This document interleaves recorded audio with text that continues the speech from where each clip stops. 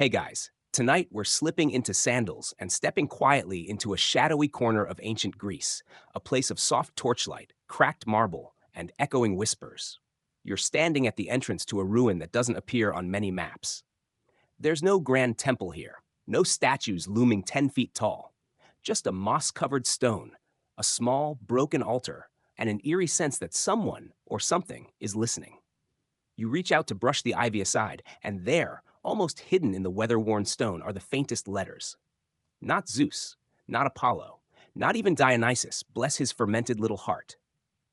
No, this name you've probably never heard in your life. Lipuros, a god, they say, of whispers, gossip, and idle talk.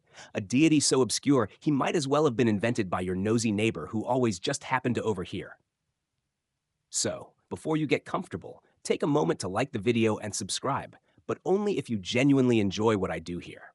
And let me know in the comments, where are you watching from, and what time is it by you? Now, dim the lights. Maybe turn on a fan for that soft background hum, and let's ease into tonight's journey together.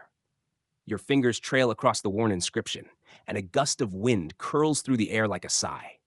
No birds, no crickets, just silence, and the hint of an ancient voice waiting to be remembered. You kneel, brush dust from the ground, and sit where worshippers might have once sat, if there ever were any. This tiny, crumbling shrine is one of the only known sites possibly linked to Lipuros. Even the archaeologist who documented it added, citation extremely needed in the notes, which is academic speak for, don't quote me at parties. But still, something about it feels oddly alive. It's the kind of place where you whisper without thinking. You lean in without knowing why. You want to listen, even when there's nothing to hear. Most gods in the Greek pantheon get the celebrity treatment. Zeus throws thunderbolts, Athena wears battle helmets, Aphrodite emerges from sea foam like a perfume commercial come to life. But not Lipuros. His domain? The whispered word, the overheard confession, the ruined reputation. If gossip were weather, Lipuros would be a thin, unseasonal fog that slides under the door when no one's looking. Historians still argue whether Lipuros was ever officially worshipped or just a fringe cult figure, if you can even call a cult of one a cult. He never made it into the big leagues of Olympian mythology. No epic hymns, no temple processions, and definitely no blockbuster cameos in Clash of the Titans. And yet, in a strange, back-alley kind of way, he was always around. You close your eyes for a moment and imagine ancient Greece not as a marble postcard, but as it really was. Loud, dirty, chaotic, full of bodies and smells and rumors. And in that clamor, maybe Lipuros found his place. Not in the grandeur, but in the soft, curled-up edges of the day, where secrets lived. In some regional tales, usually the sort passed around after too much diluted wine, Lipuros wasn't born in the usual thunderous god style. No miraculous hatching from a golden egg, no surprise from Zeus's thigh like Dionysus. Yep, look it up later. Instead, he supposedly just appeared. Slipped in quietly at a party, so to speak, and never really left, like that one guy at your cousin's wedding who no one invited but everyone gossiped about afterward. Some versions say he was the accidental child of Hera and an unknown mortal, conceived during a moment of jealous rage and hushed up like an awkward family secret. Others claim he sprang forth fully grown from the mouth of Eris, goddess of discord, the way some people spring unsolicited opinions into group chats. Still others think he was never truly a god, but something else entirely. A personification, a cultural metaphor, or a made-up deity invented by philosophers to explain why your business is never safe in a small village. You shift on the stone floor, trying to picture what a god like Lipuros would even look like. Not handsome enough for statues, not terrifying enough for cautionary tales. More like someone who blends in. A soft robe, maybe a hood, definitely a smirk. A presence that makes you suddenly question what you just said and who might have been listening. A mainstream historical detail? Let's drop one in gently. The Greeks absolutely adored personifying abstract concepts. They had gods for sleep, hypnos, nightmares, epiols, fame, theme, and even things going slightly awkward, hi, momus. So Lipuros, god of gossip, isn't as unlikely as he sounds. He'd fit right in next to those divine oddballs, just sipping quietly from his wine cup, ears perked, never speaking above a whisper. But unlike his more marketable cousins, Lipuros didn't inspire trust. You don't pray to the god of tattling to protect your crops. You definitely don't invite him to officiate your wedding. And if you did, well, people would talk. A lot. Still, there's a certain charm to him, isn't there? The way he floats on the edges of conversations. The image of a god not thunderous or wrathful, but slippery, soft-voiced, always listening, always almost seen. You lean back now, staring at the stars above the crumbled roof. Somewhere out there, the more glamorous gods are having their nightly festivals and drama. And down here, in the dust and ivy, Lepuros waits. Not to be praised, not even to be noticed, just to be whispered about. And maybe, if you lean close enough to the cracked stone, you'll hear him whisper back. You shift slightly, feeling the uneven stone press into your back, and suddenly, you're no longer sitting in ruins. The stars above swirl like spilled ink, and the air around you warms. Just for a moment, the world rewinds. You're somewhere between myth and memory, and the temple isn't crumbling yet. It's still small, still unimpressive, but it's new. Fresh paint, the smell of burning olive oil, a clay cup of wine set delicately at the altar's edge. You watch it happen, the birth of Lepuros, and it's a bit awkward. Unlike the fanfare that accompanied Athena bursting fully formed from Zeus's skull, or the drama of Aphrodite gliding ashore on a giant clamshell like she's headlining a runway show, Lepuros arrives with almost no splash at all. He sort of materializes.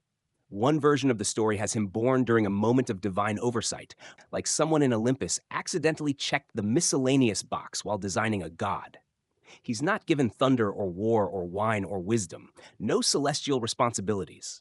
Instead, the domain assigned to him is about as glamorous as managing a 2 a.m. Twitter thread, idle gossip, whispers, hearsay. The kind of things people say with their heads tilted slightly and their voices lowered just enough to signal, "Don't tell anyone I said this." As you hover, invisible and sleepy-eyed in the scene, you catch glimpses of the major gods reacting to him. Hermes glances sideways with that half-smile that says, "Competition." Hera grimaces like someone just mentioned her high school ex. Apollo? He doesn't even look up from tuning his lyre. Lepuros tries to speak, but his words evaporate behind a louder laugh from Dionysus. You can almost feel the second-hand embarrassment. One historical fact for you here. The Greeks often gave divine status to specific, even petty human experiences. There were minor gods for rumor, feme, shame, eidos, fear, phobos, and even political trickery, dolos.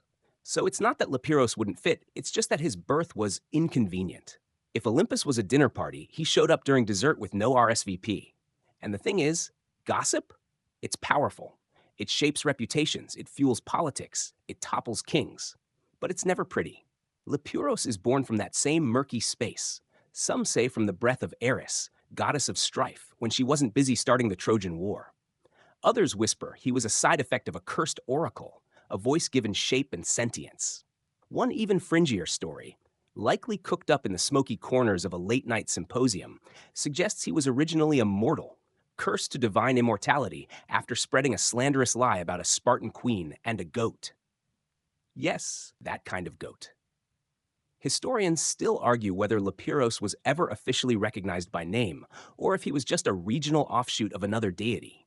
Maybe a forgotten cousin of Feme, or a localized folk character rolled up into later Greek drama. His name appears nowhere in major temple records. Not one of Homer's many sidebars. No tragedies dedicated to him. No philosophers referencing him directly, though there are suspiciously vague mentions of a daemon who speaks in rustling leaves, which honestly sounds like a cranky raccoon more than a god. But here's the thing about being born into irrelevance. It's oddly freeing. Lepuros doesn't get called to war. He doesn't get blamed for plagues. His domain is subtle, quiet. He follows people home from the market, hovers behind backroom deals. You feel him most when you lean in and whisper, "Okay, but don't tell anyone I told you this." And now, as the scene around you flickers like an old candle, you see Lepuros step into the world. No chariot, no thundercloud, no dramatic music cue. Just a slim figure in a muted robe, moving quietly between people who never even glance his way. He walks among gods and mortals, always listening, always gathering stories. Sometimes, the whispered god is depicted in fringe pottery art, a rare amphora tucked away in an attic of a sleepy village museum, where he's shown as a small, hooded figure leaning between two gossipy women, his hand cupped near his ear. It's possible the artist was improvising or joking. Ancient graffiti, maybe. But even that feels fitting. You watch Lepiros drift along a dusty path near a market, and children chase each other around him, yelling. One of them trips and blames the other. He pushed me. But you catch the truth. He didn't. And Lipiros just smiles, a flicker of teeth, and keeps walking. Not to punish, just to remember. There's a quiet humor to him, too. He never speaks aloud, but you sense the sass, that passive-aggressive, divine teenager energy. Imagine if your local mythological being rolled their eyes and muttered, okay, every time someone claimed innocence. If you said, I didn't mean it like that, Lepiros would just raise one brow and vanish into a side alley. You wonder, briefly, what kind of prayers people would offer to a god of whispers. Maybe something like, please let no one find out what I said about my neighbor's stew, or help me over here just enough to stay ahead. But mostly, Lepiros didn't get prayers. He got glances, side eyes, half-muttered names. He was the god of, oh, you didn't hear it from me. And now, in the middle of this strange celestial gathering, you realize something. Lepiros never wanted a throne. He doesn't even seem to care that no one remembers him. He thrives in forgetfulness. If people knew him too well, he'd lose his power. The less he's worshipped, the more real he becomes. His magic is rooted in being half-remembered, in being the god you only think you made up. The torches around the scene begin to flicker, and once again you feel the cool breath of time blowing past. The marble fades. The laughter dims. Lepiros turns his hooded head as if hearing you, just you, and for a heartbeat he smiles. Then he's gone. You blink, and the world shifts again. Not in a grand, sweeping cinematic way, but like the turn of a page you didn't realize you were reading. One moment, you're watching Liperos vanish into the folds of myth, and the next, you're following the sound of clinking cups and raised voices. The scent of grilled lamb drifts through the air, mingling with incense and maybe a touch of wet dog. You're in Athens, baby, and not the postcard version, the real, bustling, beautiful mess of it. Clay streets packed with sandals and gossip, vendors shouting half-lies about the freshness of their olives. Philosophers half listening while they half sit on steps, trying to look thoughtful, and winding between them all like a breeze through laundry lines, whispers. This is Lepiros's playground. You walk beside him now, not that anyone sees him. He slips between shoulders, lingers at the edge of conversations, tilts his head just so. And you eavesdrop shamelessly. Welcome to your unpaid internship in divine gossip. Here's your mainstream historical detail for the evening. Athenians were obsessed with rhetoric, speech, and public discourse. Gossip wasn't just idle chit-chat, it was currency. Who said what and to whom could make or break reputations. Some say it even determined trials more than the evidence itself. Because facts? Meh. But rumors? Those could stick like amphora glue. Lepiros knows this. He moves through the agora, the open-air heart of the city, listening to chatter about the latest scandal involving a merchant's daughter and a very confusing goat transaction. A group of women giggle behind their sleeves near a stall selling sandals suspiciously similar to the archons. And in a shady corner, two men lean too close, whispering names that shouldn't be spoken so casually. You try not to laugh, but one of them actually says, "Swear on Zeus, I heard it from Pythagoras' cousin's midwife," which is basically ancient Greek for, "My source is very credible." And Lepiros? He drinks it all in. Some fringe scholars, usually the ones with bad handwriting and strong opinions, have argued that Lepiros might have been a local spirit, more daemon than deity, haunting busy places like markets, bathhouses, and courtrooms. Sort of like the ancient version of a live microphone in a hot yoga class, always listening, occasionally cackling. There's even a crumbling papyrus fragment that suggests priests of Asclepius, god of healing, warned patients not to speak freely of sins or secrets, for the one who listens may carry them elsewhere. That phrase, the one who listens, shows up just enough times to be creepy and just inconsistently enough to make historians fight over it at conferences. Historians still argue whether this one was Lepiros or just a metaphor for nosy neighbors. But it fits, doesn't it? A god who doesn't need shrines because every whispered conversation is his ritual, every raised eyebrow, every "don't repeat this," but that's devotion in its own low-key way. You pause near a stall selling figs, watching a teenager absolutely fail to lie about where he got his tunic. His friend narrows her eyes, raises a knowing brow, and boom, Lepuros is there, hovering just behind her, head cocked with delight. And that's the thing. He doesn't judge. He doesn't smite. He just remembers. He gathers. He files away every half-truth, every dramatic pause. And when someone denies ever saying that thing about their neighbor's donkey being strangely flirty, he knows. Oh, he knows. You catch a glimpse of him across the crowd now, barely visible, just the shift of a hood, a shadow behind a fruit cellar.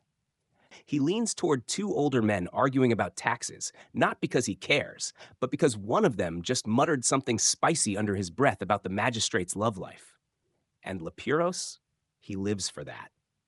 There's a small, half-faded fountain near the edge of the agora, rarely used. You walk toward it and sit, watching a potter's apprentice try to casually spill tea to a customer about a rival workshop's clay being partially goat dung. Lepuros perches on the edge of the fountain, swinging one sandal-clad foot like a bored teen at a school assembly. A few philosophers pass by, deep in discussion about ethics or geometry or whatever people pretend to care about before dinner. One of them pauses mid-sentence, glancing around. He rubs the back of his neck, frowns. "Do you feel like we're being listened to?" he murmurs. The others snort. "By who, the gods?" he says with a chuckle. You want to tell him, not all gods shout from the heavens, friend. Some just tilt their heads and wait. There's something gently humorous in all this, too. Lepuros, for all his obscurity, isn't evil. He's just nosy, curious, a little petty. He's the divine embodiment of that feeling you get when you overhear a juicy conversation in the checkout line and suddenly start scanning more slowly so you don't miss the end. He doesn't spread the gossip himself. He's not Theme. He just enjoys the moment it's born. The flick of a glance, the dramatic gasp, that pause before someone says, "Okay, promise you won't tell anyone." And the truth is, everyone needs that. Ancient Greeks, modern humans, even you. The release of a secret, the buzz of a shared confidence, it's almost primal. Lepuros doesn't invent gossip. He reflects it. Like a god made of still water, showing you what you're really saying when you think no one's listening. As the sun dips low over the city, shadows stretch across the cobblestones and the agora starts to empty. But the whispering, it continues. Behind closed doors, over dinner, in bed, in secrets mumbled in sleep. And in all of it, unseen, unacknowledged, Lepuros listens. He always listens. Evening settles over Athens like a warm blanket. Uneven, frayed at the edges, but comforting all the same. Oil lamps flicker to life along narrow streets, casting sleepy shadows that sway like ghosts practicing their entrance cues. You follow one such lamplit path now, guided by the low murmur of conversation from a nearby home. Inside, a small gathering of friends lounges around a low table. They're half drunk on watered wine, nibbling olives, laughing in that slightly too loud way that happens when people are trying to convince themselves they're not gossiping. You perch invisibly in the corner as one of them says, "Okay, I heard his cousin bribed the priest just to skip the ritual bath. Disgusting." Someone gasps. Someone else mutters, "Swear on Athena, if that gets out, I'm not the one who said it." And right there, on the lip of that lie, is where Lepuros lingers. You feel him before you see him, a shift in the air, the tiniest tickle in your ear. And then you catch it, a flicker in the oil lamp, the faintest smirk reflected in bronze. No one here sees him, but everyone feels him. Like that moment when the room goes quiet just as you're saying something spicy. It makes you wonder, what does it take for a god to earn worship? The great ones, Zeus, Poseidon, Athena, they had stories, temples, epic poems sung by bored men on long boat rides. But Lepuros? He didn't have an origin myth big enough to shake the heavens. He didn't slay monsters. He didn't create or destroy. He didn't even throw a decent lightning bolt. And because of that, he never got a temple. Not a real one, anyway. That's your historical fact of the night. In ancient Greece, temples weren't just spiritual centers. They were PR campaigns. You built one to make your city look holy and legit. You maintained it to keep tourists, pilgrims, coming. And you expanded it to remind the neighbors your gods were bigger than theirs. So what does poor Lepuros get? Well, possibly this. The tiny ruin you sat in at the beginning. Maybe a forgotten alcove in a village no one mapped. Maybe, if he was lucky, a faded terracotta plaque nailed to the back wall of a tavern next to the chamber pot. You stroll now through Athens' side streets, where minor shrines bloom like mushrooms, small statues to Hermes in his messenger form, little altars to Hestia tucked near kitchens. Even Pan, half goat and fully inappropriate, has rough hewn sculptures dedicated to him in wild patches outside the city. But Lepuros? Nothing official. His worship, if you can call it that, happens in whispers, in flicked glances, in the careful way someone leans in to spill a secret they shouldn't. There's a cheeky little rumor, and yes, the irony is noted, that Lepuros once had a single real shrine, a rough stone circle deep in the mountains, maintained by a family who had a very unhelpful tendency to accidentally overhear imperial business and then profit suspiciously. Supposedly, their home was mysteriously reclaimed by the forest after a magistrate's wife's secret tryst somehow made it into a public play. Coincidence? Maybe. Or maybe someone whispered too loudly under the wrong moon. One fringe tidbit claims a small merchant guild in Thebes invoked Lepiros before business meetings, not for protection, but to make sure everyone else's dirty laundry would come out. A kind of divine dirt digger. They'd mutter his name while pouring cheap wine and wait for someone to crack. They never wrote it down, though, because why would you put that in the record books? Historians still argue whether these stories represent actual cultic practice or just ancient gossip about gossiping. There are no stone tablets, no priesthoods, no yearly festivals, just a thread of stories, always hushed, always slippery, exactly the kind of legacy Lepiros would love. You pause near the edge of a garden wall and watch a young girl whispering through the cracks to someone on the other side. She's smiling. So is the person behind the wall, a secret traded like a seashell. And above her on the worn stone is a tiny carving, a curved line, half a face. Could be graffiti, could be him. It makes you wonder if maybe temples weren't the only kind of worship. Maybe being remembered doesn't always mean marble columns and incense. Maybe it's about impact, not architecture. And Lepiros, he changed outcomes, he twisted fates, he turned lovers against each other and allies into enemies, all without lifting a finger. And you realize now, Lepiros didn't need temples because he had people, or more accurately, their mouths, their doubts, their secrets. He was etched into the muscle memory of a raised brow and a leaned-in whisper. It's almost funny, in a tragic sort of way. All the other gods demanded worship, sacrifices, festivals. But Lepiros, he never asked for anything, and so he got nothing. No statues, no glory, just the echo of every time someone said, "Don't tell anyone I told you this." You walk on, a soft smile tugging at your lips. The moonlight drapes itself across rooftops now, and the air is cooler. Somewhere, a dog barks. Somewhere, someone says too much. And behind them, barely visible against the dark, a hooded figure tilts his head and listens. You're still in Athens, but your path is narrowing.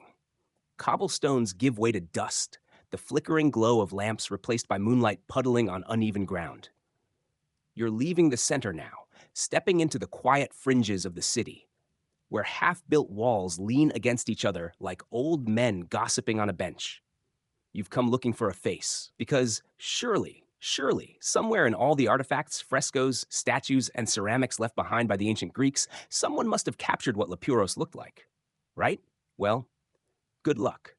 You duck beneath the low arch of a partially collapsed roof, entering a storage room of forgotten things, chipped vases, broken tablets, fragments of what used to be whole stories. This place smells like dust and time, and maybe feet. The perfect place to look for a god who specialized in going unnoticed. You rummage gently, a half-painted kylix here, an amphora with wine stains there. A pattern begins to emerge. Gods appear everywhere. Zeus striking a noble pose, Athena mid-spear throw. Even minor deities like Iris or Eileithyia get at least a few decent cameos. But Lepiros? Almost nothing. Here's your mainstream historical fact for the night. Greek visual art was obsessed with clarity. If a god appeared on a vase or in a relief sculpture, they needed to be immediately recognizable. That meant clear symbols. Zeus had his lightning, Demeter had a sheaf of wheat, Hermes had his winged sandals. But Lepiros, what would he hold? A rolled-up papyrus of embarrassing secrets? A suspiciously empty wine cup? You find a fragment of a vase, mid-5th century BCE, by the look of it. Two figures lean toward each other, hands cupped to mouths, eyes darting sideways. And behind them, a hooded shape, small, unimposing, barely there. The label on the shelf just says unidentified figure, possibly servant. But now, you're not so sure. That little shadow feels familiar. A few fringe archaeologists have tried to argue that these background shapes, these half faces, these crouched silent figures, might represent Leperos. There's a recurring visual trope in some early attic pottery of an extra listener, someone who isn't part of the central action, but is clearly paying attention. A servant, a stranger, a child with oddly knowing eyes, a figure with no name, no lines, no fanfare. Historians still argue whether these are narrative filler or the subtle fingerprints of a deity whose job was to stay hidden. One wildly speculative thesis, written by a grad student who probably didn't sleep enough, proposed that Lepuros's very anonymity was his signature. That the point was not to be identified, but to always be present, like a watermark in human behavior. And here's a fringe tidbit for you. In one obscure corner of the Louvre, literally behind a fire extinguisher, there's a small black figure vase labeled only as Unknown Companion of Hermes. But if you squint, the second figure, hooded smaller, standing just behind Hermes' elbow, has a little curl of a smile. No attributes, no tools, just a face that says, I know something you don't. You imagine Lepiros seeing these half-portraits and shrugging. Fame wasn't really his thing. He didn't need temples, remember? And maybe he didn't need a face either. But still, it stings a little. There's something inherently human in wanting to be seen, and Lepiros is the god of being heard but never noticed. The god of people talking about you, not to you. You run your fingers along the rim of another vase, this one depicting a Dionysian revel, wine, chaos, someone definitely falling down on purpose. In the corner, just barely, a figure's back is turned. No face, just posture, just presence. You don't need to ask anymore. You know who that is. You step back from the shelves now, breathing in centuries of clay dust. And it occurs to you, Lepiros was the anti-celebrity, the backstage god. Everyone knew his work, that explosive rumor, that perfectly timed secret, but no one knew him. He'd be terrible at Instagram. You smile to yourself. If Lepiros were around today, he wouldn't be the one posting. He'd be the one lurking in your comments, liking screenshots of deleted tweets, scrolling your group chats without typing a word. And somehow that makes sense. That's his brand, blending in, hovering behind, listening, not for praise, but for that moment when someone says, okay, I probably shouldn't be saying this, but that's when he leans in. So what does Lepiros look like? Maybe he looks like anyone. Maybe his face is always the one behind you, just out of view in a polished shield. Maybe he is the shadow in the background of that old Athenian painting, hooded, quiet, half smiling. Or maybe you've seen him already. Maybe he looks like that one friend who always knows things they shouldn't. The one who never spreads gossip but always hears it. The one who says, I didn't tell anyone, and you believe them. But maybe you shouldn't. Outside, the wind picks up. A breeze curls through the broken roof, and a single scrap of cloth flutters down from a higher shelf. You pick it up. It's nothing, really. A faded piece of linen. But on the corner, stitched in uneven thread, is a symbol you don't recognize. A small, curved line. A suggestion of a smirk. You tuck it into your sleeve. You step out from the cluttered storeroom, back into the open air, and Athens breathes around you again. But something feels different now. A little quieter. The crowds have thinned. The laughter's more distant. The cities exhale between stories. You follow the breeze uphill, away from the markets and bathhouses, toward a spot where old stones remember things better than people do. It's a terrace, not famous, not even marked, just a flat ledge overlooking rooftops and moonlight. A place where someone might come to be alone, or to talk when they really don't want to be overheard. Of course, that's the trick, isn't it? You sit on a cool slab of marble and listen. Not with your ears. Those only catch wind and the occasional drunken shout from the streets below. You listen the way Lepiros would, for what's not being said. There's an old legend, barely remembered and even less believed, about a certain hill in Athens where secrets wouldn't stay secret. It wasn't cursed exactly, just permeable. You'd confess something there, and the next day your neighbor would somehow know, even if you'd whispered it to a tree. Some blamed dryads, others a disgruntled wind spirit. But a few, very few, whispered that it was Lepiros's roost. His perch, a divine listening post. Your mainstream historical fact for the night? Ancient Greeks did believe certain places had sacred acoustics. Theaters were built to carry a whisper. Oracles spoke from stone chambers engineered to amplify tiny sounds. And some civic spaces were designed with eavesdropping in mind. Politics was a public sport, after all. But the places for private truths, well, those had their own gods. Or maybe just one. You close your eyes now and lean back. The stone is cold through your shirt. You can hear the faint rustle of olive branches below. And for a moment, it almost feels like something is listening. Not watching, just listening. Carefully, kindly, with interest, but no intention, like someone reading over your shoulder without interrupting. Lepiros, perhaps. You picture him now. Not the half-glimpsed figure on vases, not the smear of shadow behind whispers, but as a companion. A quiet God who sits beside you when your head is full and your heart heavier than it wants to admit. The God of the unsaid, the unposted, the message you type and delete. And that's where it gets gently funny. Because of course, a god of gossip would also become a god of confession. After all, the boundary between the two is paper thin. Gossip is just confession told sideways. And confession? Well, that's just gossip turned inward. You realize this as you watch a young couple at the bottom of the hill. They're arguing. Sort of. Quietly. One of them gestures, pauses, shakes their head, and then, you see it happen, they lean in and whisper something. The other stares, blinks, laughs softly. It's a moment of surrender or apology or a shared memory. You'll never know. But Lepiros, he does. You've already seen that he doesn't just haunt rumors, he gathers them. And maybe, over time, he began to understand that the juiciest things people whisper aren't about others.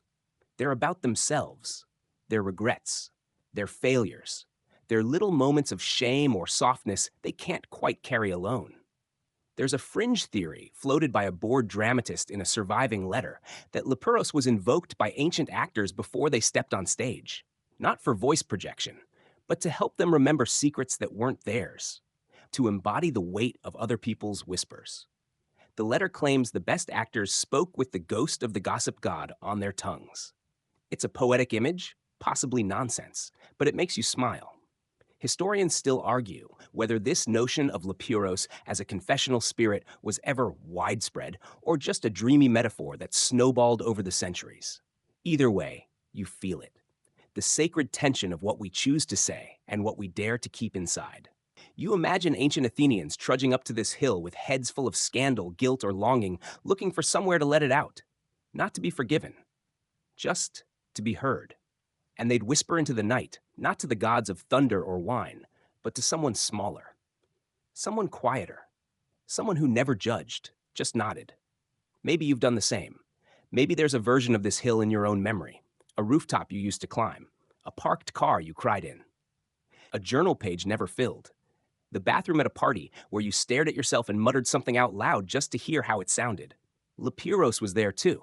He doesn't remember every word, but he remembers the weight of them, the pause before, the breath after.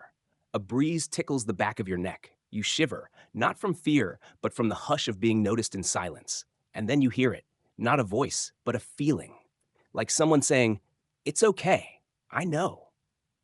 That's his gift. Not action, not punishment, just witnessing. You glance up. The stars have come out in full now, scattered like rumors across the sky. Some bright, some faint. You imagine Lepiros collecting them, each one a secret, a story, a sentence no one was brave enough to say in daylight. And together, they form a quiet constellation no temple could ever hold. You stay on the stone a while longer, warmed now by something softer than moonlight. The stars are still whispering above, but now you rise from the stone and wander downhill, not back to the bustle of the city, but sideways into a quieter part of Athens. Not less alive, just less performed, where people drop their masks and mutter under their breath, where opinions are shared not in speeches, but in side eyes and mid-bite revelations. You've arrived at the one place in Athens that buzzes louder at night than during the day, the symposium. You hear it before you see it, a spill of laughter, a hiccuping flute melody, the unmistakable sound of someone very proud of an opinion they just made up. Welcome to the ancient dinner party, part lecture, part roast, part all-night therapy session. And oh yes, absolutely riddled with gossip. Your mainstream historical fact of the night? The symposium wasn't just about wine and snacks. It was a central space for ideas, debates, performances, and a solid helping of drama. Political alliances were whispered into being. Reputations were launched or torpedoed between sips of diluted wine. The Greeks might have worshipped reason, but they relied on rumor. You hover near the edge of a doorway now.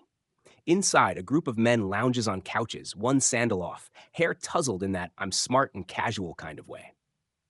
There's a woman playing the lyre in the corner. A slave quietly refills cups, and in the center, the conversation is heating up. They say he's bribing the priestess again, someone murmurs, swirling his wine as if it's a truth detector. Who told you that? Another snorts. The first man just smirks. Oh, I have my sources. And there, just behind him, is Lipiros. He's leaning against a column like he belongs to the architecture. Hood up, eyes alert, smiling faintly. No one acknowledges him, but somehow the volume dips whenever he moves. This is his element. Not just gossip for gossip's sake, but strategic whispers, the kind that tilt power in one direction, break up business partnerships, or push the wrong person into public disgrace. There's a fringe account, probably apocryphal, that claims Pericles himself once blamed a lost election on the long ears of the silent god. He never named Lipiros directly, of course. Too risky, but some believe he meant the god of gossip, that he felt heard in a way that was inconvenient. You float around the room now, catching fragments. Someone's complaining about taxes. Someone else is repeating a rumor about a local poet who plagiarized Sappho and added too many goat metaphors. And in the corner, two men talking about a woman neither of them has seen in years, but both claim to know exactly what she's doing now. Lipiros stands between them, absorbing everything. It's not malicious, exactly. He's not egging anyone on, just watching, like a recorder that never stops running. You get the sense that centuries later, some poor playwright will accidentally retell this conversation verbatim and claim it was original. And here's the irony. Gossip at the symposium wasn't shameful. It was expected. In fact, there were rules about how to do it well. You couldn't just say, he's cheating. You had to build the story, layer it, reference someone's uncle's housekeeper who saw a sandal by the door that didn't match the host's. You had to imply, gesture, wink. Gossip was an art form, like rhetoric's slightly unhinged cousin. Historians still argue whether the symposia fostered actual social cohesion or were just elaborate ego traps. But one thing's clear, these gatherings gave Lipiros airtime.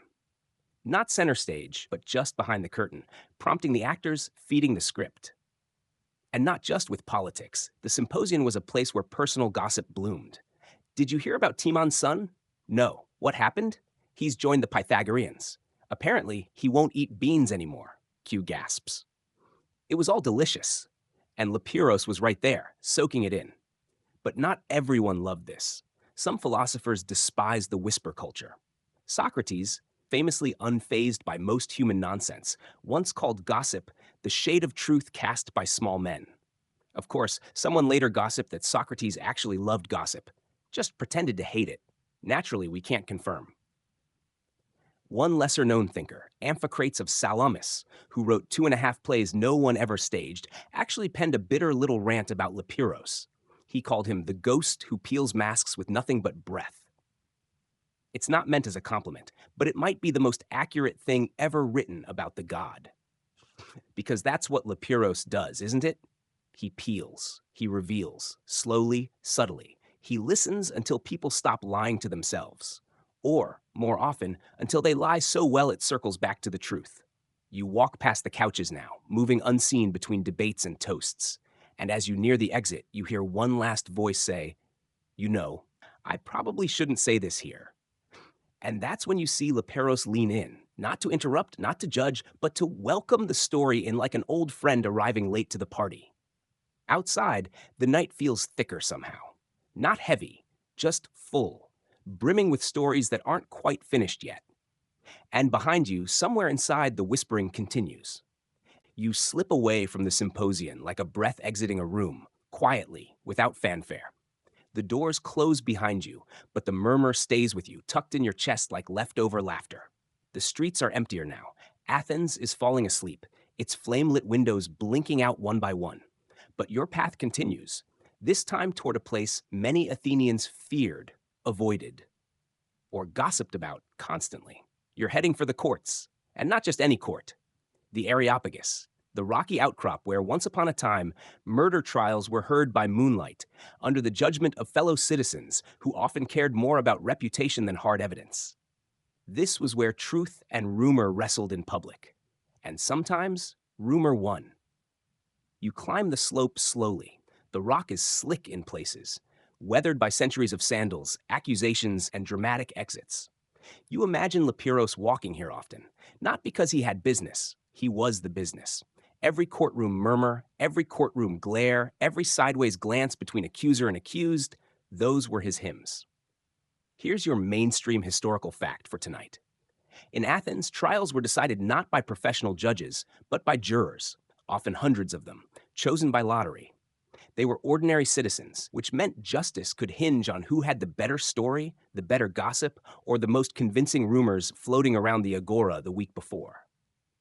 Standing atop the hill now, you can almost hear it, the hum of voices just below the surface, like bees buzzing behind temple walls.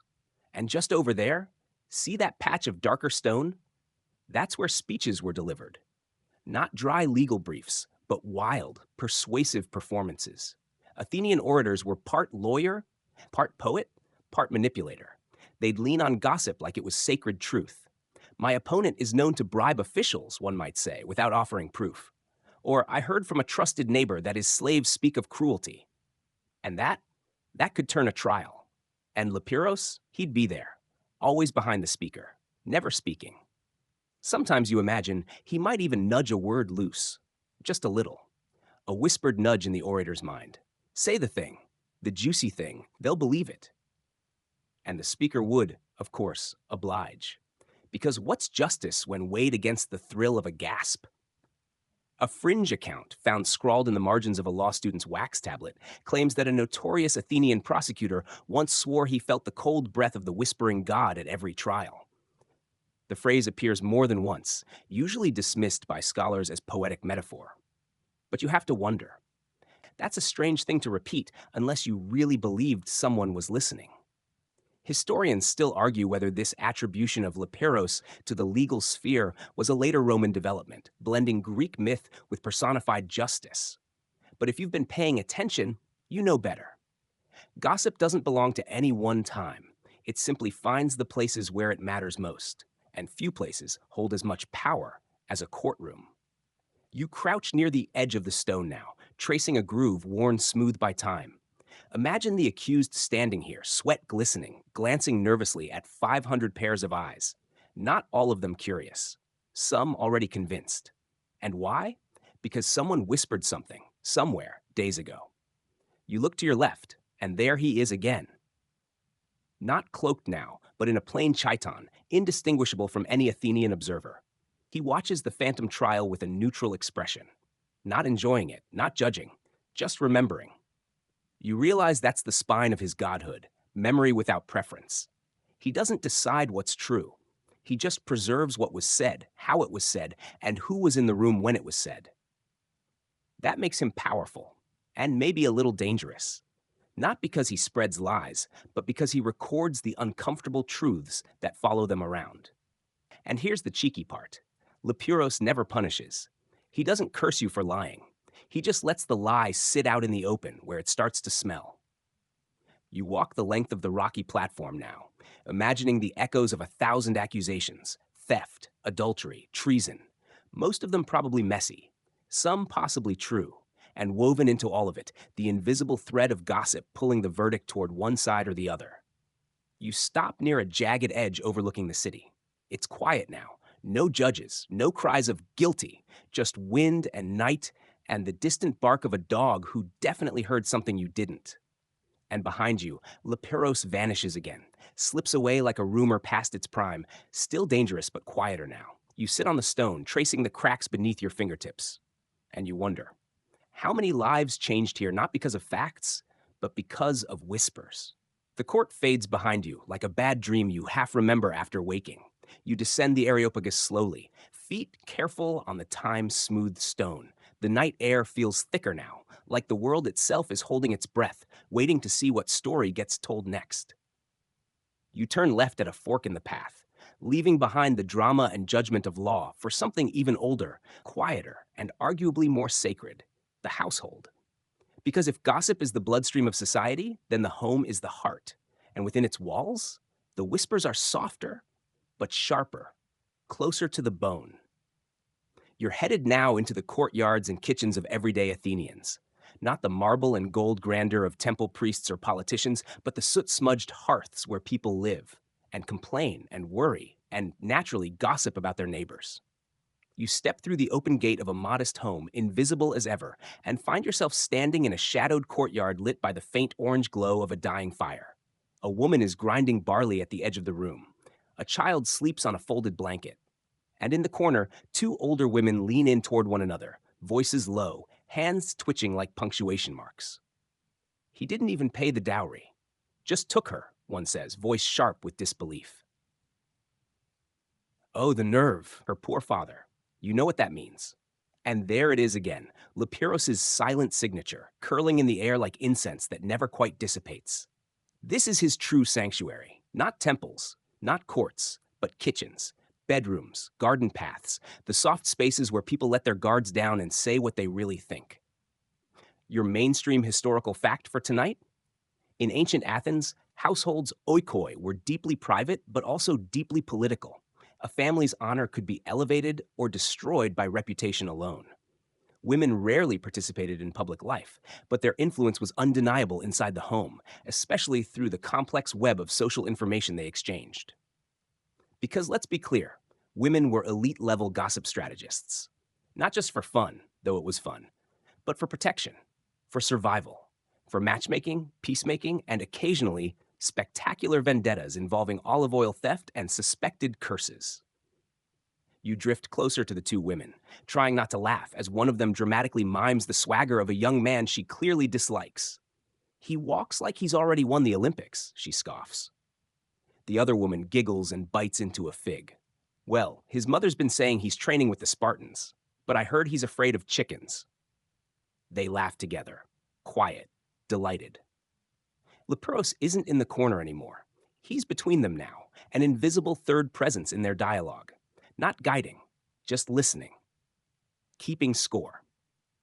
And here's your fringe tidbit. In some remote regions of the Peloponnese, archaeological evidence suggests tiny household shrines, no bigger than a dinner plate, may have been used to honor lesser spirits or minor gods. One such fragment found in a clay oven bore a single marking, a crescent with a line through it. Scholars argue it could be anything, a baker's mark, a child's doodle. But one rogue linguist proposed, only half-jokingly, that it's the divine symbol for an overheard half-truth. That's the thing about home gossip. It's smaller, sneakier, and somehow stickier. It doesn't travel in grand announcements. It seeps into relationships, into trust, into the quiet space between I love you and where were you last night. You walk now through a narrow hallway, past a loom, past a shelf of worn-out sandals. You feel the residue of hundreds of tiny stories lingering in the plastered walls. Who married whom? Who's expecting? Who's drinking too much? Who's not the person they used to be? Historians still argue whether household gossip counted as a form of social governance. Some claim it kept families accountable. Others say it was just emotional pollution. But here's what you can tell, right now, standing in the middle of this moonlit home. It was real, and it mattered. Lepuros might not have had a place on Mount Olympus, but he reigned supreme here, in the clay and wattle kingdoms of domestic life. Every time someone whispered, "Don't tell anyone I said this," he smiled a little, because that meant they'd definitely say it again. You pass through the threshold into a small sleeping room, two young girls curled up under a thin blanket. One mumbles in her sleep. The other stirs and leans close to her sister, whispering something you don't catch. But you know the shape of it. A secret, a story, a silly crush, a shared dream. Leperos stands watch at the doorway, not to intrude, but to honor the moment. Even gods understand that some whispers are sacred, not scandalous. As you leave the house, the door creaks softly behind you, and the courtyard fades into night once more. And you realize something. Temples were for asking. Courts were for accusing. But homes? Homes were where people told the truth, at least their version of it. And that was enough for Lepiros. You drift further into the sleeping city now, guided by the subtle rhythm of footfalls on ancient stone and the hush of secrets settling in the cracks. The homes grow scarcer, the streetlights fainter. You've reached the edge of Athens. Not the polished edge, but the worn hem where the threads fray. And it's here, in this quiet place between city and field, that you find a circle of figures huddled around a low fire. A few young men, a woman holding a baby, two older workers with thick hands and tired eyes. They're not Athenians of status. These are the people who serve the status. The builders, the wet nurses, the errand boys and fishmongers, and uncredited everything else. They speak in hushed tones, not because they're being secretive, but because that's the habit of people whose words don't usually command attention. But even here, especially here, gossip thrives. Because gossip isn't a privilege, it's a lifeline. Tonight's mainstream historical fact: in ancient Greek society, enslaved and lower-class individuals were often assumed to be untrustworthy narrators, which ironically made them excellent sources of information, precisely because no one paid close attention to them. They heard everything, and what they shared could travel fast, especially when a household slave whispered something to the neighbor's cook, who knew a guard, who served a magistrate. You crouch beside the fire now, watching the dance of flame shadows on tired faces. The conversation flickers, jumps, simmers, just like the stew someone's been lazily stirring for hours. She said he promised her freedom after the baby, one man mutters, not looking up. Another laughs bitterly. He promises that to all of them. Bet she's already in his sister's house, scrubbing floors. They all nod, not surprised. No one calls it gossip. It's just truth. Or more accurately, the truth that official records refuse to acknowledge. And there, on the other side of the fire, sits Leperos. You recognize him instantly, not because he looks divine, he's wearing a dusty tunic and chewing something like it might be dinner, but because of how the conversation leans toward him. He doesn't say a word, but people speak toward him anyway.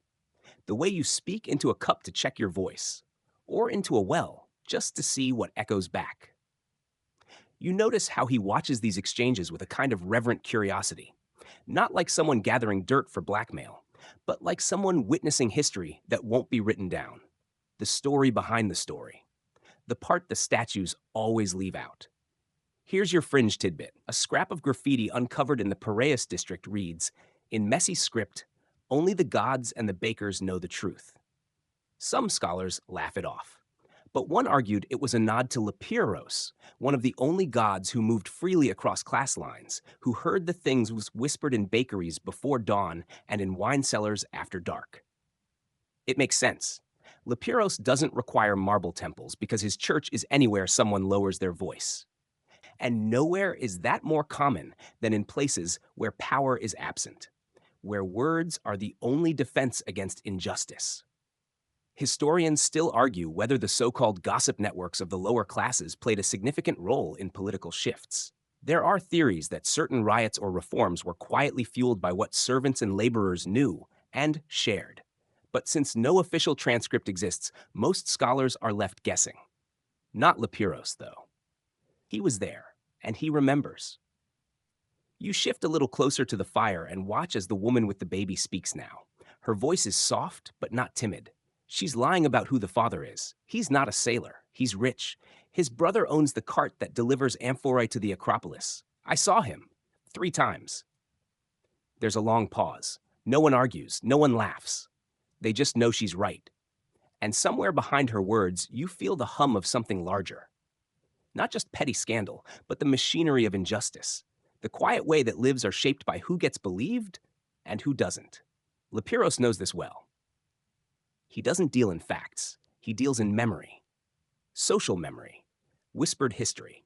The versions of events that never made it to the assembly but lived on in sighs, glances, and side comments over fish stew. You rise now, leaving the fire behind, and walk past a row of carts covered in threadbare cloth. You think about all the secrets stored in those wagons, in the baskets, in the grain sacks. Stories carried home and unpacked only in safe company. The cook who saw a general staggering home drunk. The courier who delivered 2 identical love notes to different women from the same man. The boy who overheard an argument between a politician and his wife and recited it word for word to his friends the next day. You smile. Even in shadow, Lepiros walks among them. Not because they pray to him, but because they need him. And maybe, just maybe, he listens harder here than anywhere else.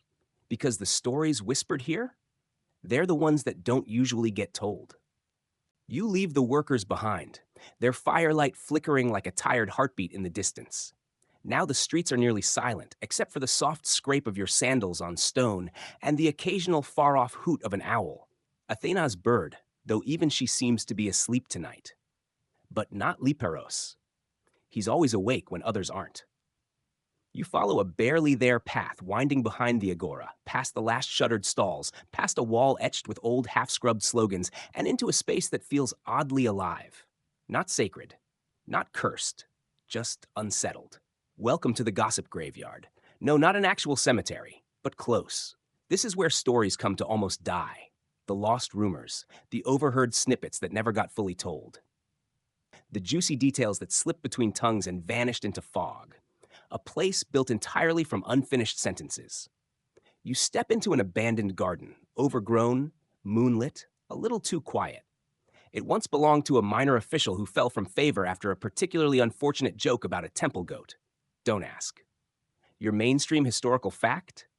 Athenian society was obsessed with memory, particularly social memory. They believed that being forgotten was a fate worse than death. To be excluded from public stories was to vanish completely. That's why they carved names into monuments, recited lineages at festivals, and told the same tales until they stuck like dried honey on stone. But not all stories stuck. Some faded. Some were smothered. And that's where Lepiros lingers now, among the ghosts of unfinished gossip. You tread softly past a cracked column, and suddenly you hear it, faint murmuring. Too soft to make out, but unmistakably human. The hush of stories never told in full. He said, I heard that They say he was going to. But then, it's like eavesdropping on a room full of people whispering into pillows, maddeningly close, utterly incomplete. There's Lepiros again, seated on a half-buried bench, chin resting on one hand. He's not collecting these stories. Not anymore. He's mourning them. Because even the god of gossip knows the tragedy of a story that never got legs. Here's your fringe tidbit for the hour. A fragment of a lost comedy, possibly by Eupolis, though scholars bicker endlessly, includes a scene in which a character is dragged into Hades by the gods of half-truths. One of them, named Liperos, a suspiciously similar name, is portrayed as a melancholy figure who only speaks in clauses. I saw him kiss. They were behind the she might have been. The scene is played for laughs, but it lingers uncomfortably. It's unclear whether the playwright was mocking the god or warning us about him. Historians still argue whether this was a parody of an actual cult or just comic nonsense. But here, in this garden of aborted whispers, the truth feels less academic. You sit beside Lepiros. He doesn't acknowledge you, just stares into the thick leaves, listening to a story that never quite ends. You wonder how many he's heard over the centuries. How many secrets died in throats or were interrupted by something as simple as a knock on the door. This is the part of gossip no one celebrates. The what if. What if she'd finished that sentence? What if he'd told the truth that one time? What if someone had listened, really listened? You lean back against the mossy stone. A cat slinks past your ankle, purring like it's guarding something important. Maybe it is. You start to think about your own unfinished whispers, the times you started to share something and backed out, the secrets you almost confessed, the honest moment you abandoned for a safer laugh. Lepiros remembers those too. That's the uncomfortable thing. He doesn't just hold the gossip that was told. He keeps the ones that weren't, like little unopened letters stacked neatly on a celestial shelf. There's beauty in it, though. Because even the lost gossip mattered to someone. Even the cut-off stories had weight. And Lepiros, in his quiet devotion, gives them a kind of strange afterlife. Maybe they're waiting for the right moment, the right listener, the perfect night. And maybe that night is this one. As you rise, the murmurs soften. The wind shifts. You look once more at the sleeping god of whispers. His eyes are closed now. Not asleep, but remembering. Always remembering. And in the trees, the last unfinished sentence floats by like a dream. She never knew that I. You smile. Maybe that's enough. The air feels cooler now, as if the silence has thickened around you. You've left the overgrown garden of forgotten whispers behind, but the unfinished sentences trail after you, like the smell of lavender from a neighbor's window. Faint, uninvited, oddly comforting. Where are you heading? Toward the market stalls, oddly enough. Not to shop, everything is shuttered, of course, but to walk among the empty booths where gossip in daylight dances faster than coins across a counter. By day, the Agora is a theater of trade and performance, with merchants hawking olives and politicians hawking ideas. But by night, it becomes a museum of everything not said aloud in daylight. The true economy here isn't money, it's information. You duck under an awning, brushing past a frayed rope that once tied up a stall's shade cloth. A dropped piece of twine rolls along the stones. The echo of bartering is gone, but the echo of stories? Still here, lingering in the cracks like spilled wine from a rushed apology. Tonight's mainstream historical fact: the Athenian Agora wasn't just a marketplace, it was the nerve center of the city's social, political, and cultural life. Philosophers debated here. Soldiers bragged. Housewives whispered. Slaves loitered at the edges and heard everything. And yes, every stall had ears. You imagine a fishmonger with a voice like gravel murmuring, "I heard Cleon's wife left him for a flute player." He says it while scaling a sea bass, like it's just another catch of the day. Or a wine cellar loudly proclaiming he doesn't believe a word of it, even though he's already retold it 3 times that morning. Lepuros walks through these rows now like a regular, head bowed, hands clasped behind his back. He doesn't look at the stalls. He looks between them, at the spaces where glances were exchanged, where palms were pressed too long, where secrets were dropped like coins. It's in these liminal spaces that he thrives. The gods of Olympus might have temples, but Leperos? He has the margin between good morning and did you hear? You step past an old cart with a wheel missing. Someone once sold love charms here. Cheap ones, mostly rosemary and lies, but they always included a whispered phrase, "Tell no one." That, of course, guaranteed the buyer would tell someone. Probably while giggling. Probably while unwrapping the charm behind a fig tree. That's the magic of gossip. It asks to be shared even while pretending it doesn't want to be. Your fringe tidbit? In one rare bit of graffiti found beneath a stall floorboard, scratched in what looks like frustration, are the words, "The grapes are sour, but the widow is sweeter." No name, no context. But you just know it set off a week of speculative chaos. Was it a love note? An insult? A poem? Or just a drunk vine seller being cheeky? Historians still argue whether ancient Athenian markets were as loose-lipped as the surviving texts suggest. Some insist the agora was tightly regulated, a place of order and commerce. Others claim it was one hairpin turn from a soap opera at any moment. Honestly, spend 5 minutes here after dark and you'll know which theory rings truer.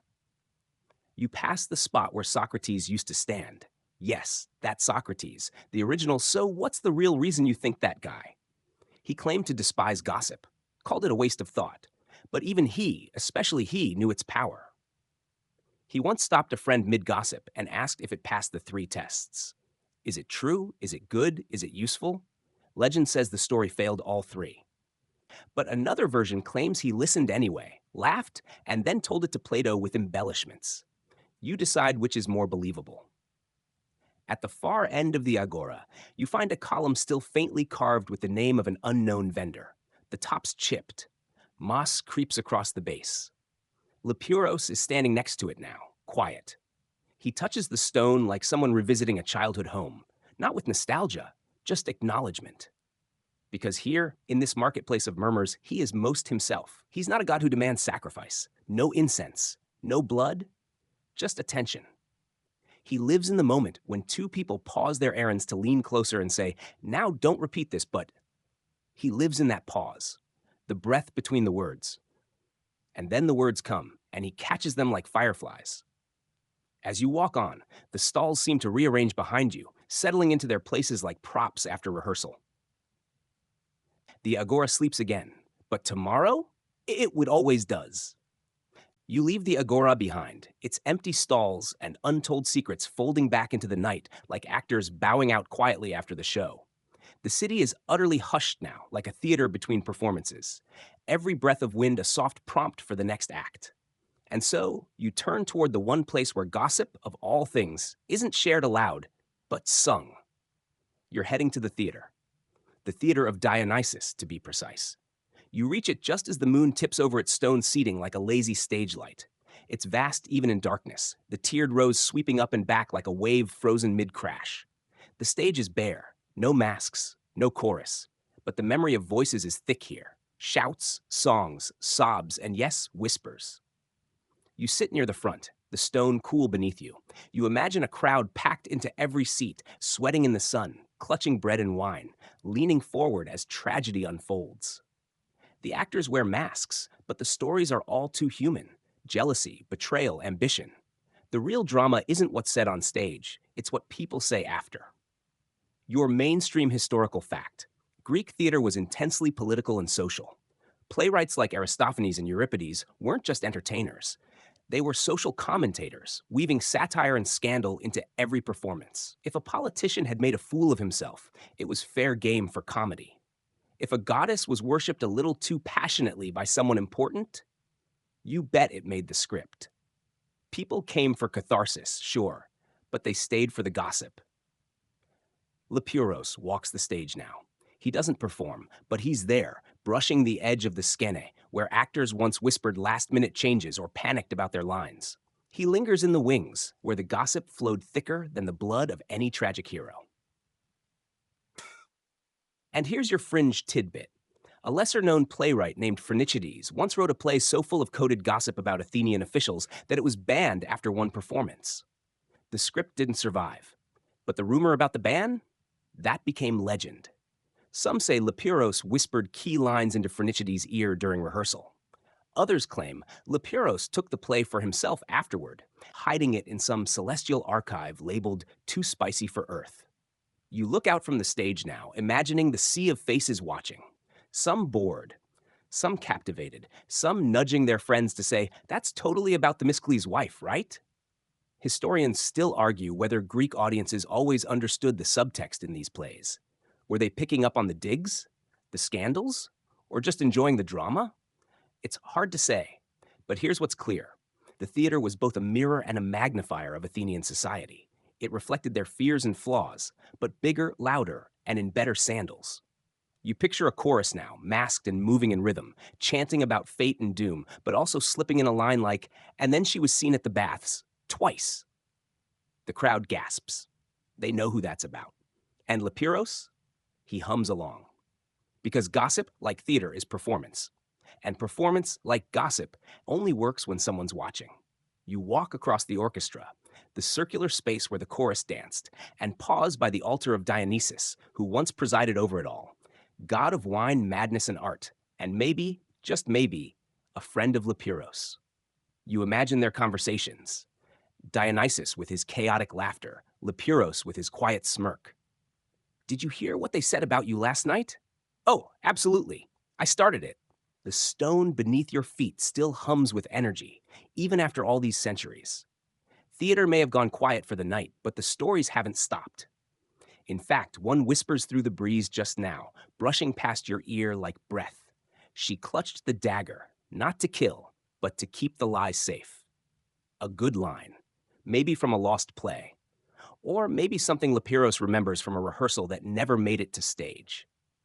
You leave the theater slowly, the rising rows of stone behind you, like the spine of a sleeping giant.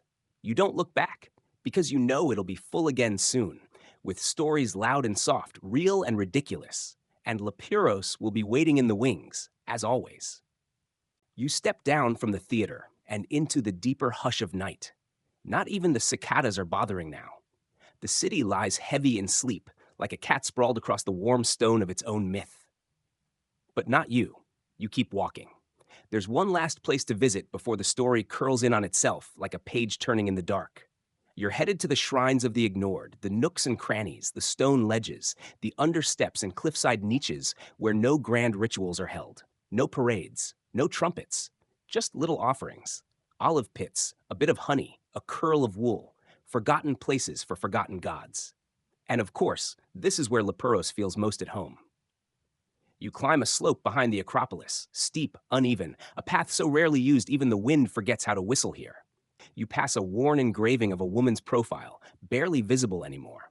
Someone left a fig by it recently. It's shriveled now, but the gesture still hums. And as you round a curve, there it is, a low stone shelf tucked beneath an overhang, blackened from smoke, crusted with wax, and surrounded by a garden of tiny accidental shrines. This is where you find the real religion of the people, not the gods sung in epic poems, but the ones muttered about under breath, the ones asked for favors in the dark. Lepiros is already there, not standing, kneeling, cleaning soot from the shelf with his sleeve, gently shifting a broken lamp into the light. No grandeur, just quiet maintenance, the unseen work of memory. Tonight's mainstream historical fact: these informal altars, called asodia or simply wayside shrines, were common throughout ancient Greece. They were often dedicated to unnamed spirits, minor gods, or localized daemons. Some were passed down through generations. Others appeared after dreams, illnesses, or near misses. They weren't sanctioned by the state, but they were loved. People trusted these little gods because they listened. They weren't busy with wars or festivals. They were right here, in the dirt, with the people. And Lepuros? He never wanted a temple because this was enough. A quiet place where someone might mutter, "I hope she forgives me," and leave a hairpin by the stone.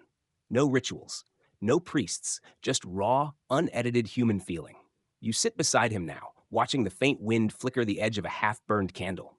There's no sound but your breath and the occasional snap of a settling pebble. Then you notice something. Etched faintly into the back wall, hidden unless the moon hits just right, are words. Not names, not prayers, rumors, carved in tiny lines. Someone once stood here, blade in hand, and scratched stories into stone. It's impossible to tell if they're true. But that was never the point. He visits her at night. She stole the recipe from her cousin. They saw him kiss the bronze statue. You reach out and trace one with your finger. She knew the child wasn't his. Lepiros watches you without speaking. He's not judging. He's not validating. He jizz, the vessel for everything too complicated for truth and too juicy for silence. Here's your fringe tidbit. In a rarely translated line from the Greek magical papyri, a ritual spell calls upon the whispering god of corners, whose ears bend to breath and lies alike. Some believe this is a lost name for Hermes. Others suspect, quietly, carefully, that it refers to a separate, unnamed entity, a god of unverified truths, of the things we say not because they're real, but because they feel right. Historians still argue whether this figure was ever worshipped. No temples, no priests, no statues have ever been definitively linked. But then again, they wouldn't be, would they? That's the thing with Lepiros. He's never loud. He doesn't want incense. He wants remembrance. He exists only when someone says, "You didn't hear this from me." You sit a little longer, letting the warmth from the stone press gently against your spine. You think of all the people who stopped here over the centuries, the confessions whispered to no one, the stories carved just deep enough to forget. Lepuros begins humming. It's not a song. It's not even melodic, just a vibration in the throat, low, rhythmic, steady, the sound of someone remembering, someone witnessing. You hum back. Why not? For once, you're not just a listener, you're part of the memory. And for Lepuros, that's everything. And now, with the whispers behind you and the city curling into its deepest sleep, you begin your descent. You don't rush. No one does at this hour. The path down is scattered with petals from some unseen offering, a few goat tracks, and the sound of your own steps syncing with the hush of wind. You're not alone. Lepuros is beside you, or maybe just behind you, or maybe he's faded already. Hard to tell. He's always been hard to pin down, hasn't he? You pass by a fig tree that wasn't here before. Maybe it's always been here and you just hadn't noticed. Tied to one of its branches is a scrap of cloth, pale blue, fluttering gently. A wish, probably. Or a secret. Sometimes they're the same thing. You don't read it. That's not your business. And anyway, Lepiros already has. As you walk, let's take a moment to think about what gossip really is. The nasty word we use makes it sound cruel or shallow. But when you really pull it apart, It's just a social instinct, a tool, a mechanism for truth, fear, and connection, something built right into the wiring of humanity. We share stories so we can make sense of the things that aren't clear. We whisper because sometimes truth is too sharp to speak loudly. Tonight's mainstream historical fact is a fitting one. In many ancient societies, not just Greece, gossip functioned as a form of informal justice. Before laws reached every corner, people shared warnings, rumors, and reputational tales as a way to keep each other in check. Did someone cheat a neighbor? Lie to a partner? Push a boundary? The community knew, and the whisper was the verdict. No courtroom, just careful glances and soft avoidance at the well. The gods of Olympus watched from above. But Leperos, he was in the crowd, nodding as the whispers moved. Your fringe tidbit tonight is truly strange. In a fragment of Thracian myth, there's mention of the god who listens from beneath the tongue, a local deity said to live under people's voices, surfacing only when truth and fiction blur. There's no name attached, just a bronze amulet carved with an ear and a serpent. Some scholars laugh it off as symbolic. Others think it's evidence of something older, deeper, possibly even a pre-Greek version of Lepiros. Historians still argue whether figures like this were ever meant to be gods at all, or if they were just personifications of forces we couldn't explain. But the question misses the point. Belief doesn't always require a temple. Sometimes it only needs a habit, like a whisper at the market, a look over the shoulder before sharing something not yours to share. That's where Lepiros lives. You're nearly home now. The streets are narrow again, winding in familiar shapes. There's the chipped fountain with the lion's spout that never quite works. There's the corner where you once tripped and laughed even though no one was around. There's the neighbor's door, slightly ajar, a candle flickering beyond it. Maybe they're still awake. Maybe they're telling someone what they just heard. Maybe you're the topic. You smile. It's strange to think of yourself as a character in someone else's whispered tale, isn't it? But then again, we all are. Every life overlaps. Every sentence passed between friends becomes part of someone else's myth. Lepiros knows that. And as you reach your door, finally, you glance back one last time. The street is empty. But in the quiet, you hear a small echo. Not a voice, not a footstep, just the feeling that someone is still listening. You reach for the latch. Behind you, the moon drifts across the city like a lid being gently closed. And far off, in a temple that doesn't exist, a forgotten god smiles and leans in a little closer. Now, as you rest your head back and let your eyelids grow heavier, know this. The gods of thunder, war, and sun may fill the epics, but the softest ones, the quietest ones, they stay longer. They don't shout to be remembered. They live in gestures, in glances, in words said between breaths. Lepiros is one of those gods. You'll never see his name carved in marble or painted on a vase, but you'll feel him, always, in the low hum of stories passed along carefully, in the warmth of a memory shared at just the right time, in the knowing look someone gives you when they've heard just enough. And in the calm of the night, when everything else falls away, his voice, if you can call it that, is like wind through reeds, like breath against your cheek. He says nothing clearly. He never needs to. So let go now. Let the stories settle. Let the unfinished sentences drift, unhurried, like petals in a slow stream. There's no need to catch them. They'll circle back if they're meant to. You're part of the myth now, part of the quiet record that Lepiros keeps, not for judgment, not for memory's sake, but just so no whisper ever truly disappears. Breathe in, hold, breathe out, sleep softly. And if you dream tonight of a god with a smirk and a pocket full of secrets, just smile back. He already knows. End of script. Sweet dreams.